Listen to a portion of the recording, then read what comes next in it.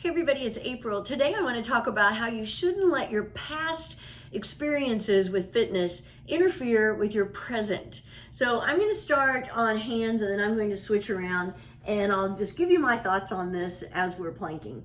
So if you're starting on hands, you're starting in your table, pull your shoulders down your back, then lift your upper back, lift your chest, pull in your belly, come up on your toes, shift your weight forward slightly. The timer has begun.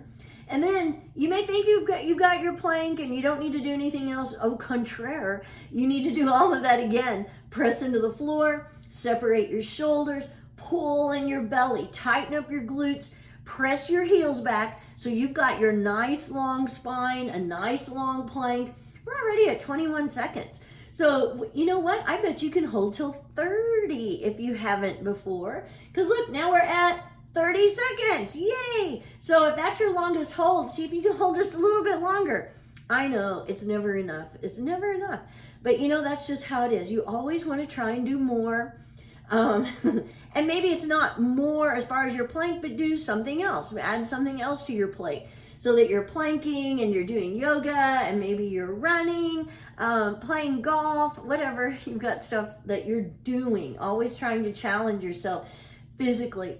So, you know, sometimes we let our past interfere with what we're doing now. You know, it's real easy. Oh, we're already minute 5. I'm going to switch to my forearms.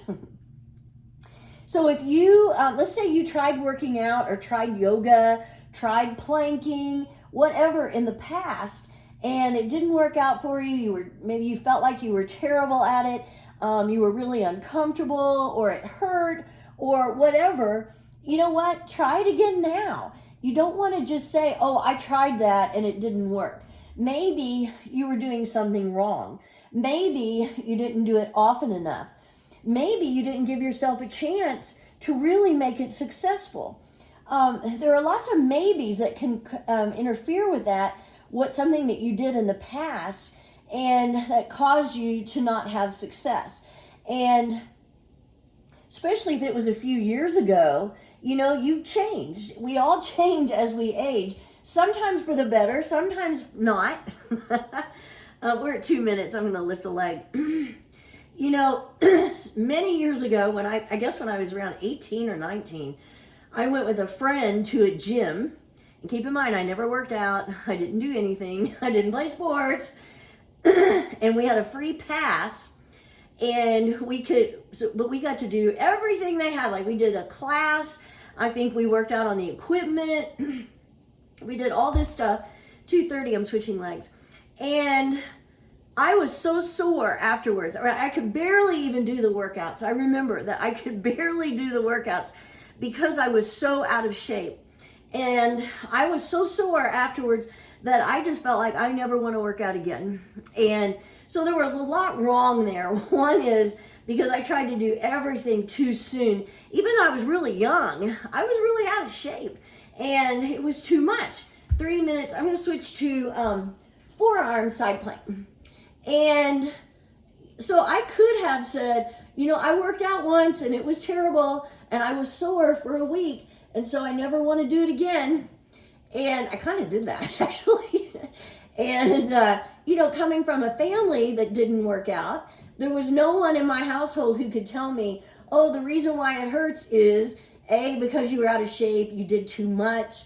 I probably should have gone back a couple of days later. That would have made a difference. I'm at 3:30, that's why I'm switching sides. So, but on the same token, you can also let past successes interfere with what you do now. I've had people who have come to yoga and they're out of shape now, but they'll tell me about how things they used to do when they were younger. And it actually holds them back because we're at 4 minutes. I'm going to finish on my forearms after I get my hair out of my face. Got to get my good form here. Hold on, I'm pulling in my belly. Because it's discouraging to them that they used to be in such good shape and now they're not. And so that's another way the past can interfere with your present. And it makes them not even want to try because they don't think they'll ever be in that shape again, which you know what, they may not, but that's okay, but they could still be 4:30. in better shape than they are now. And they could even look at that as a positive of, hey, I used to be able to do all this. I may not be able to do the same things I did when I was in my 20s, although I'm in better shape now than I was in my 20s. So I don't know how that works.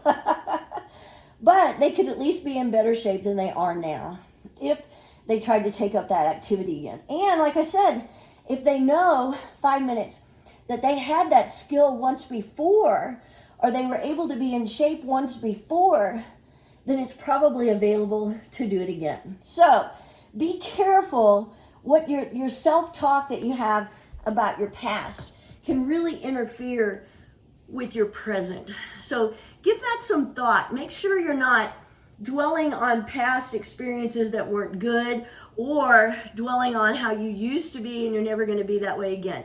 What matters is what you're doing now. Have a great day. See ya.